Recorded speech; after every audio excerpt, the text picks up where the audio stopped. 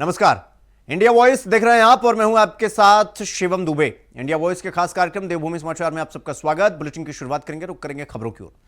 मुख्यमंत्री पुष्कर सिंह धामी ने सोमवार को दिल्ली विधानसभा चुनाव प्रचार के अंतिम दिन 3 विधानसभा क्षेत्रों में रोड शो निकाला और इस दौरान आम आदमी पार्टी सरकार पर तीखे हमले किए और यह कहा कि जनता ने परिवर्तन का मन बना लिया है और पूरी दिल्ली में भाजपा की बड़ी जीत होने जा रही है। मुख्यमंत्री धामी ने करोलबाग से भाजपा प्रत्याशी दुष्यंत कुमार गौतम, पटेल नगर से राजकुमार आनंद और संगम विहार से पार्टी प्रत्याशी चंदन कुमार चौधरी के समर्थन में रोड शो निकाला और इस दौरान उन्होंने कहा कि जनसभाओं और रोड शो में जनता का जिस प्रकार से समर्थन मिल रहा है उससे यह साफ हो चुका है कि दिल्ली की जनता ने परिवर्तन का मन बना लिया है। जनता वादा खिलाफी करने वाली आम आदमी पार्टी सरकार को बेदखल करने जा रही है।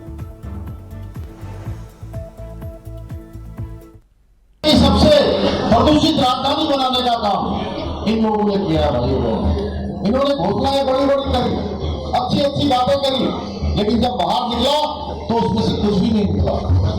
इतने घोटाले कर दिए, इतने घपले कर दिए भाइयों बहनों, चाहे मोहल्ला क्लिनिक का घोटाला हो, चाहे वो बस खरीद का घोटाला हो, पैनिक बटन का घोटाला हो, शराब का घोटाला हो। मैं इसको गिनाने लगूंगा तो मैं पिछले 10-12 दिनों से लगातार दिल्ली के चुनाव प्रचार में अलग अलग स्थानों पर गया हूं। तो दिल्ली में विधानसभा चुनाव को लेकर चुनाव शोर थम गया है। भाजपा ने दिल्ली में सरकार बनाने के लिए पूरा जोर लगा दिया। भाजपा ने सारे स्टार प्रचारकों की फौज उतार दी, जिसमें उत्तराखंड के मुख्यमंत्री पुष्कर सिंह धामी भी शामिल रहे। उत्तराखंड से भाजपा के कई दिग्गज दिल्ली में डेरा डाले हुए हैं, जिनमें मंत्री, विधायक और मेयर भी चुनाव में जमकर प्रचार प्रसार करते हुए नजर आए। सीएम धामी की दहाड़, क्या बीजेपी को दिल्ली में जीत दिला पाएंगे इस बार? राजधानी का रण, सीएम धामी का विजय प्रण। चुनाव प्रचार खत्म, किसके वादे में कितना दम? दिल्ली में धामी की हुंकार, केजरीवाल पर वार पर वार। सीएम धामी ने किया यूसीसी का जिक्र, क्या केजरीवाल को नहीं है दिल्ली का फिक्र? दिल्ली विधानसभा चुनाव में इन दिनों मुख्यमंत्री पुष्कर सिंह धामी लगातार प्रचार अभियान में पूरी ताकत झोंके हुए हैं। लंबे समय से दिल्ली में भाजपा सरकार से दूर है, इसलिए इस बार भाजपा दिल्ली चुनाव में कोई कोर कसर नहीं छोड़ना चाहती। प्रधानमंत्री नरेंद्र मोदी और गृह मंत्री अमित शाह खुद प्रचार अभियान में जुटे हुए हैं। उत्तराखंड के मुख्यमंत्री पुष्कर सिंह धामी अपनी कार्यशैली और अपने बड़े फैसलों की वजह से पूरे देश में अपनी एक अलग पहचान बना चुके हैं। ऐसे में भाजपा ने उन्हें दिल्ली में विधानसभा चुनाव में स्टार प्रचारक बनाया। दिल्ली में उत्तराखंड के लाखों लोग रहते हैं। ऐसे में सीएम धामी जिन भी क्षेत्र में प्रचार के लिए पहुंच रहे हैं, वहां लोगों की बड़ी भीड़ देखने को मिल रही है। 22 जनवरी से मुख्यमंत्री पुष्कर सिंह धामी की 2 दर्जन से ज्यादा जनसभाओं और रोड शो दिल्ली में कर चुके हैं। मुख्यमंत्री पुष्कर सिंह धामी ने दिल्ली में पूर्व मुख्यमंत्री केजरीवाल को फर्जीवाल करार दिया और आम सरकार को आपदा सरकार कहा। मुख्यमंत्री पुष्कर सिंह धामी ने कहा कि जिस तरह से दिल्ली में पिछले 10 सालों में कोई विकास नहीं हुआ है, सिर्फ झूठे वादे किए गए हैं, उससे पता चलता है कि यह सरकार किस तरह से काम करती है। विकास वो यहाँ के आपदा सरकार के कारण से, इन्हीं फर्जीवाल के कारण से यहाँ का विकास रुका हुआ है। भाइयों बहनों, आज जहां एक और विकसित भारत के विजन वाली भाजपा है, तो वहीं तुष्टीकरण मिशन वाली आप और कांग्रेस पार्टी है। भ्रष्टाचार के काले कारनामों के कारण जो सरकार में आए यहां दिल्ली में, उन्होंने भ्रष्टाचार के मामले में अब कांग्रेस को भी पीछे छोड़ दिया है। भ्रष्टाचार पर झाड़ू लगाने की बात करने वाले आज जनता की गाड़ी कमाई पर झाड़ू फेरने का काम कर रहे हैं। भाइयों बहनों, मुख्यमंत्री पुष्कर सिंह धामी दिल्ली में जनता के बीच में अपने संबोधन में समान नागरिक संहिता यानी यूसीसी कानून का जिक्र कर रहे हैं। मुख्यमंत्री पुष्कर सिंह धामी ने बताया कि आखिरकार किस तरह से उत्तराखंड में डेमोग्राफिक चेंज हो रहा था और उसके लिए समान नागरिक संहिता कानून लाना बेहद जरूरी था। मुख्यमंत्री ने दिल्ली वासियों को बताया कि समान नागरिक संहिता लाने के पीछे सरकार की मंशा क्या है। सभी लोगों की सुरक्षा के लिए इसे लाया गया है। हमने भी जो संकल्प लिया था, जो वायदा किया था, वो वायदा हमारे प्रधानमंत्री मोदी जी के नेतृत्व में हमने देवभूमि उत्तराखंड की जनता के साथ इस 27 जनवरी 2025 को देवभूमि उत्तराखंड में समान नागरिक संहिता का कानून लागू कर दिया है भाई। और ये समान नागरिक संहिता में अब जितनी कुरीतियां है, हलाला है, इद्दत है, हमारी मातृशक्ति का सशक्तिकरण है, महिलाओं की सुरक्षा है, बच्चों के भविष्य का सुरक्षित प्रावधान किया गया है, उनके भविष्य की चिंता की गई है, बुजुर्गों के सुरक्षा का पूरा प्रावधान उसमें किया गया है। और आप सबको याद होगा, हमने वैसे तो इसमें लिव इन रिलेशनशिप, ये कोई हमारी संस्कृति इसको नहीं मानती है, लेकिन उसके बावजूद भी हम लोकतांत्रिक मूल्यों पर विश्वास करने वाले हैं, इसलिए हमने इसमें प्रावधान किया। आप सबको याद होगा 2022 में इसी दिल्ली में एक भोली भाली लड़की, श्रद्धा बालकर इसका नाम था, एक आफ्ताब नाम के व्यक्ति ने उसके साथ झूठ बोलकर, तमाम प्रकार की बातें करके उसको अपने जाल में फंसा लिया, और जाल में फंसाने के बाद कुछ दिनों के बाद उसकी हत्या कर दी भाइयों। तो प्रदेश में निकाय चुनाव संपन्न हो चुका है और इसी महाप्रदेश में सहकारिता के चुनाव भी संपन्न हो जाएंगे और इसके बाद पंचायत के चुनाव भी प्रदेश में होने हैं। और इसी के साथ ही बीजेपी के संगठन के चुनाव भी चल रहे हैं, जिसको लेकर बीजेपी की तैयारियां चल रही हैं। बीजेपी के प्रदेश महामंत्री आदित्य कोठारी ने बताया कि 9 फरवरी को बीजेपी प्रदेश मुख्यालय में एक प्रदेश स्तरीय कार्यशाला का आयोजन करने जा रही है और 20 फरवरी तक मंडल अध्यक्षों के चुनाव संपन्न हो जाएंगे। उन्होंने ये भी कहा कि फरवरी के महीने में ही कोशिश की जा रही है कि जिलाध्यक्षों के चुनाव भी करा लिए जाएं।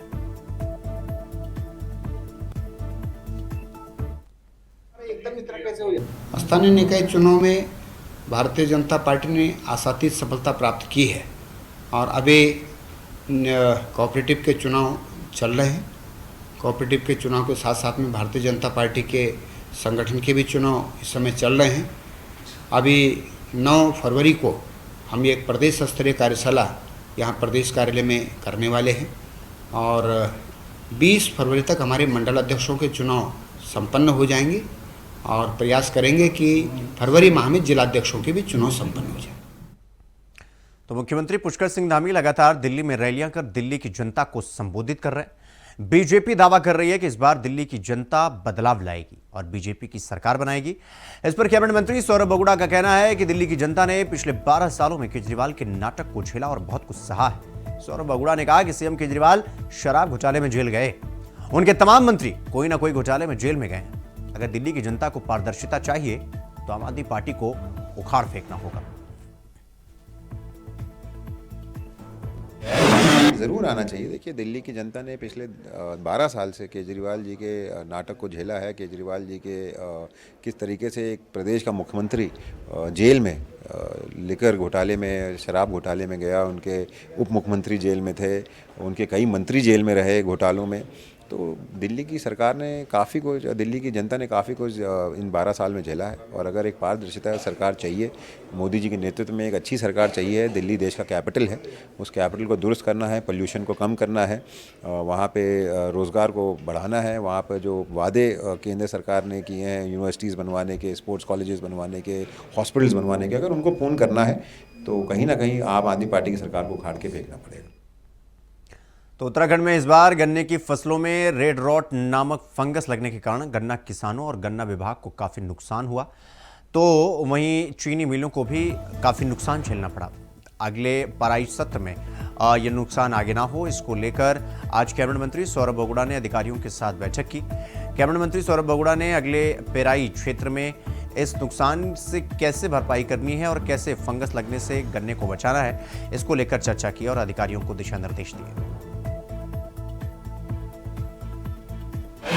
इस बार हमारे गन्ने में एक रेड रॉट करके फंगस जो है वो काफ़ी लगा, जिसकी वजह से गन्ना विभाग को काफ़ी नुकसान हुआ है, चीनी मिलों को काफ़ी नुकसान हुआ है, हमारी चीनी मिलों में गन्ने की कमी हुई है। तो उसके ऊपर कि आने वाले पराई सत्र में किस तरीके से इस फंगस से बचते हुए सीड रिप्लेसमेंट करा जाए या क्रॉप रोटेशन करी जाए, या किस तरीके से किसानों को और राहत दी जा सके, किस तरीके से नए सीड के माध्यम से लोगों को जागरूक किया जा सके और पराई सत्र में इस पराई सत्र में नुकसान ना हो जो आने वाला पराई सत्र है, उसके ऊपर हमारी एक चर्चा हुई है। साथ ही हमारे स्किल डेवलपमेंट विभाग में कुछ लोगों के प्रपोजल्स थे। HCL टेक्नोलॉजी जो बहुत बड़ी कंपनी है इंडिया की, उन्होंने हमको कोई प्रपोजल्स दिए हैं हमारे युवाओं को रोज़गार से जोड़ने के लिए, उनको शिक्षित करने के लिए, तो उस पर चर्चा। तो विश्व प्रसिद्ध श्री बद्रीनाथ धाम के कपाट खुलने की तारीख तय हो गई है। नरेंद्र नगर राज दरबार में वसंत पंचमी पर पंचांग गणना के बाद श्री बद्रीनाथ धाम के कपाट खुलने की तारीख तय हुई। धाम के कपाट वैशाख मास शुक्ल पक्ष सप्तमी पुण्य नक्षत्र में रविवार 4 मई को सुबह 6 बजे खुलेंगे। तिल कलश गाड़ू घड़ा यात्रा 22 अप्रैल मंगलवार को नरेंद्र नगर राज दरबार से शुरू होगी। हर साल बद्रीनाथ धाम के कपाट खुलने की जो तारीख है वसंत पंचमी के पावन पर्व पर ही तय की जाती है। कपाट खुलने की जो तारीख है वो तय करने के लिए राजमहल में सुबह 10:30 बजे से समारोह और पूजा अर्चना शुरू हो गई थी। इससे पहले श्री डिमरी धार्मिक केंद्रीय पंचायत ने गाडू घड़ा तेल कलश राजमहल के सुपुर्द किया और पूजा अर्चना और विधि विधान के साथ राज पुरोहित कृष्ण प्रसाद उनियाल ने पंचांग गणना के बाद बद्रीनाथ धाम के कपाट खुलने की तारीख तय की। इसके बाद महाराजा मनुजेंद्र शाह ने तिथि का ऐलान किया और श्री बद्रीनाथ धाम कपाट खुलने की तारीख तय की गई।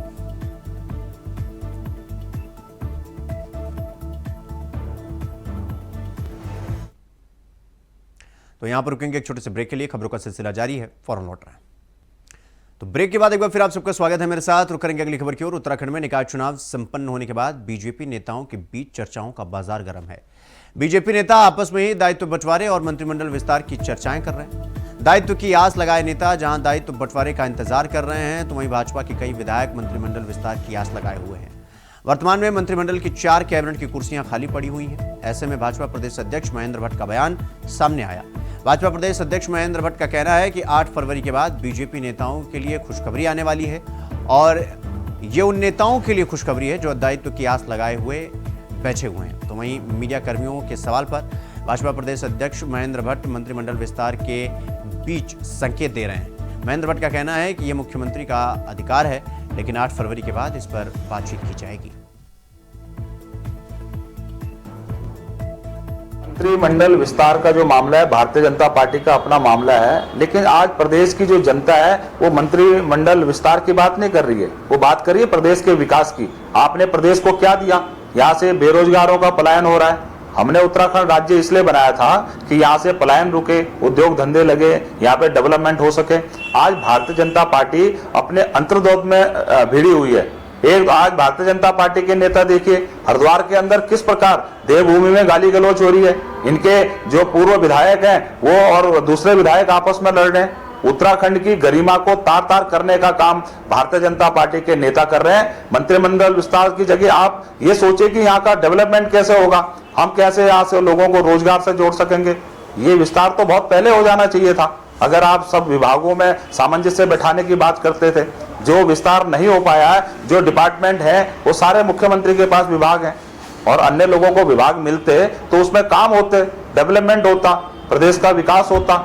लेकिन आज ऐसी स्थिति देखने को नहीं मिली है। आज भारतीय जनता पार्टी पूरे प्रदेश को तार तार करने का काम कर रहे हैं, देवभूमि को कलंकित करने का काम कर रहे हैं। बेहतर होगा कि ये प्रदेश का विकास करें। मंत्रिमंडल विस्तार तो बहुत पहले हो जाना चाहिए। मुख्यमंत्री जी कहें तब मुझे लगता है 8 तारीख के बाद इस पर चर्चा करेंगे, बैठेंगे हम लोग। देखो खुशखबरी सब कार्यकर्ताओं को मिलने वाला है। अब वो सब केंद्रीय विषय है, मुख्यमंत्री जी का विवेकाधीन का विषय है, उसमें मैं कहने की स्थिति में नहीं। तो केंद्रीय बजट की घोषणा के बाद उत्तराखंड के बजट की दिशा भी काफी कुछ तय की गई है। केंद्र की मोदी सरकार ने जिस प्रकार गरीब, युवा, किसान और महिला सशक्तिकरण पर फोकस किया है, प्रदेश की दामी सरकार का बजट भी इन 4 बिंदुओं को केंद्रित करेगा।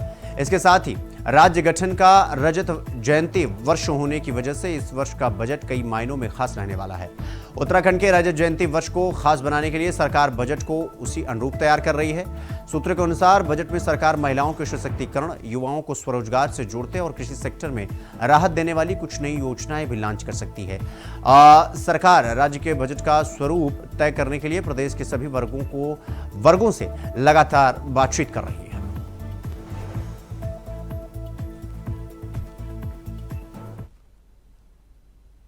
तो उत्तराखंड में हेली सेवाओं का दायरा लगातार बढ़ रहा है और इस कड़ी में राज्य सरकार जल्द ही उड़ान योजना के अंतर्गत 5 नई हेली सेवाओं का संचालन करने की तैयारी कर रही है। इस कड़ी में देहरादून से बागेश्वर, नैनीताल, श्रीनगर, पौड़ी और हल्द्वानी से बागेश्वर के लिए हेली सेवा की शुरुआत की जाएगी। यह हेली सेवाएं दोनों ओर संचालित होंगी। इसके लिए कंपनी का चयन हो चुका है। जल्द ही इसका किराया भी तय कर दिया जाएगा और इसी महीने इनका संचालन शुरू कर दिया जाएगा।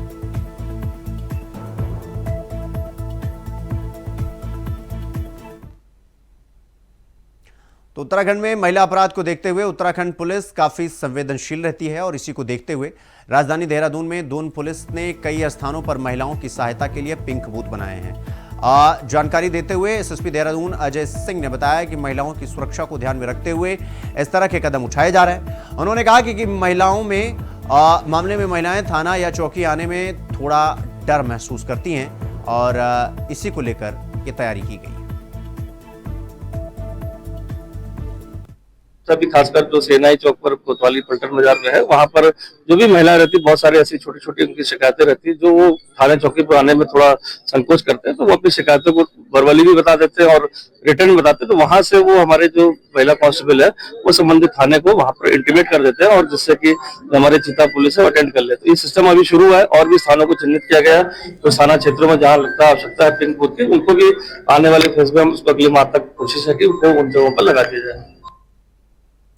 तो राजधानी दून में हर सोमवार को जिलाधिकारी द्वारा आम जनमानस की शिकायतें सुनी जाती हैं और उन पर तत्काल कार्रवाई के लिए सभी संबंधित अधिकारियों को दिशा निर्देश दिए जाते हैं। आज जनता दरबार में जिलाधिकारी ने बताया कि 100 से ज्यादा शिकायत आई। ज्यादा शिकायतें आपसी झगड़ों, जमीन कब्जाने और बिजली पानी से संबंधित इत्यादि हैं, जिनके निस्तारण के लिए संबंधित विभाग और अधिकारियों को निर्देश दिए गए हैं। लगभग 100 ग्रीवेंसेस या जो क्षेत्रों में समस्याएं हैं उसके निस्तारण के लिए एप्लीकेंट्स और उनके पत्र प्राप्त हुए हैं। Most of the departments are being called in Janata Diwas. प्रयास यही रहता है कि मौके पर ही निस्तारण अधिक से अधिक ग्रीवेंसेस का किया जाए और कुछ में जहाँ पर इंस्पेक्शन की आवश्यकता होती है तो वहाँ पर ये भी प्रयास किया जाता है कि जॉइंट टीम कॉन्स्टिट्यूट करते हुए क्षेत्र में भेजी जाए और उसमें बाय इवनिंग और इन अ डेज टाइम रिपोर्ट्स आ जाएं जिससे हम रिजॉल्व कर सकें कोई डिस्प्यूट है या कोई अन्य कोई प्रॉब्लम है। लेकिन कुछ ऐसी समस्याएं होती हैं जिनका रिकॉर्ड से, फैक्ट से और जो पूर्व रेफरेंस हैं उनसे कॉल करने पड़ते हैं ऑब्जर्वेशंस और उसके बेसिस पे फिर निर्णय होता है। तो ओवरऑल इसका उद्देश्य यही है कि जो कनेक्ट है वो बढ़ता जाए आम जनमानस से और जो ट्रस्ट है ऑफ पब्लिक ऑन गवर्नेंस वो स्ट्रेंथन हो।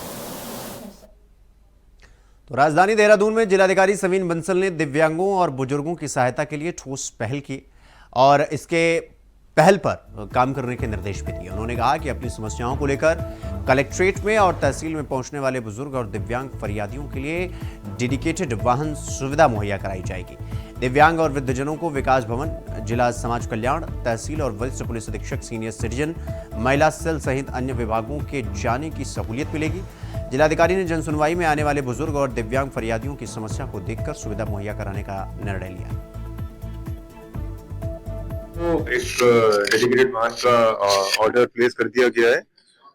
हमारे यहाँ पर बुजुर्ग काफी संख्या में आते हैं, दिव्यांगजन आते हैं जिनकी कई समस्याएं होती हैं। विमेन सेल में उनको एस्कॉर्ट करना पड़ता है, सीनियर सिटीजन सेल में भेजना पड़ता है, विकास भवन में हमारे जितने भी social benefit schemes related departments हैं उनके यहाँ पर भेजना पड़ता है, समाज कल्याण ऑफिस है या अन्य हमारे जितने भी जनपद में विभाग हैं। तो अमूमन ये देखा गया है कि बहुत से केसेस में उनके साथ कोई सहायक नहीं होता या उनके पास साधन नहीं होता जाने का, तो उनको फैसिलिटेट करने के लिए ये सुविधा विकसित की गई है और विद इन 10 और 15 days this will be operation.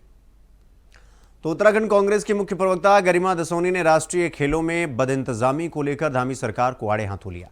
दसोनी ने कहा कि राष्ट्रीय खेलों की मेजबानी उत्तराखंड को मिलना राज्य के लिए अत्यंत गौरव की बात है, लेकिन सरकारी इंतजामों की परतें खुलने से उत्तराखंड की छवि खराब होने के साथ साथ सरकार की चारों ओर किरकिरी हो रही है। गरिमा ने कहा कि अल्मोड़ा में योगासन प्रतियोगिता के लिए स्थानीय हेमवती नंदन बहुड़ा स्पोर्ट्स स्टेडियम में बनाए पंडाल के साथ अन्य व्यवस्थाओं पर सवाल उठ रहे हैं। गरिमा ने बताया कि योगासन भारत के राष्ट्रीय अध्यक्ष उदित सेठ राष्ट्रीय अध्यक्ष ने कहा कि प्रतियोगिता के लिए बनाए गए पंडाल के अंदर का वातावरण खिलाड़ियों के लिए अनुकूल नहीं है, जिसमें वो काफी हद तक लापरवाही बरती गई। इस कारण 15 से 20 खिलाड़ी बेहोश हो गए और उन्हें अस्पताल में भर्ती करवाना पड़ा। अल्मोड़ा में योगासन प्रतियोगिता में खिलाड़ियों के बेहोश होने के मामले पर दसोनी ने कहा कि राष्ट्रीय खेलों में चाक चौबंद व्यवस्था का ढोल पीट रही सरकार की लापरवाही से देवभूमि का स्तर देश के सामने नीचा हो रहा है। दसोनी ने कहा कि खेल मंत्री को रंग बिरंगे ट्रैक सूट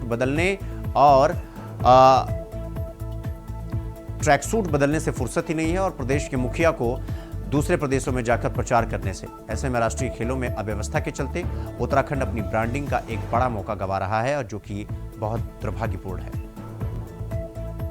38वें राष्ट्रीय खेलों की मेजबानी मिलना उत्तराखंड के लिए एक बड़ी बात थी और जिस वक्त ये खबर मिली तो उत्तराखंड के लिए ये निश्चित रूप से उल्लासित करने वाली खबर थी। हमारा जोश 7वें आसमान पर था, लेकिन जैसे जैसे राष्ट्रीय खेल आगे बढ़ रहे हैं वैसे वैसे उद्घाटन के दिन से लेकर आज तक अव्यवस्थाओं का बाजार गर्म है। हल्द्वानी से खबरें आ रही हैं, अल्मोड़ा से खबरें आ रही हैं, 20 खिलाड़ियों के बेहोश होने की खबर आ रही है और कहीं ना कहीं योगासन भारत के जो राष्ट्रीय अध्यक्ष हैं वो आज कहकर गए हैं कि उत्तराखंड में खिलाड़ियों के लिए माकूल व्यवस्थाएं नहीं की गई हैं और तो और उन्होंने साफ तौर पर कहा कि इसको इवेंट मैनेजमेंट समझना बंद कीजिए। यह खिलाड़ियों के भविष्य का सवाल है, यह उत्तराखंड के लिहाज से उत्तराखंड की छवि का सवाल है। इसलिए जो व्यवस्थाएं होनी चाहिए थी उसके प्रति शासन प्रशासन गंभीर नहीं दिखाई पड़ रहा है। आप सोचिए, देश के कोने कोने से यहां खिलाड़ी आए हुए हैं, उनको यदि पौष्टिक आहार ना मिला, उनको यदि आरामदायक नींद ना मिली तो कैसे वो अपने खेल में फोकस कर पाएंगे और क्या छवि उत्तराखंड की लेकर जाएंगे। इसके प्रति जितनी गंभीरता होनी चाहिए थी वो नहीं दिख रही है। खेल मंत्री लगातार रंग बिरंगे ट्रैक सूट में हमें आए दिन दिखाई पड़ रही हैं, वहीं मुखिया जो हैं प्रदेश के वो दूसरे प्रांतों में स्टार प्रचारक की भूमिका निभा रहे हैं। अपने प्रदेश में क्या हो रहा है उससे पूरी तरह से वो अनजान है, अनभिज्ञ हैं। ऐसे में एक अच्छा मौका उत्तराखंड को मिला था छा जाने का राष्ट्रीय फलक पर, लेकिन उसने वो गवा दिया। तो देवभूमि समाचार में फिलहाल आज के लिए बस इतना ही। देश और दुनिया की तमाम खबरों को देखने के लिए देखते रहें इंडिया वॉइस। नमस्कार।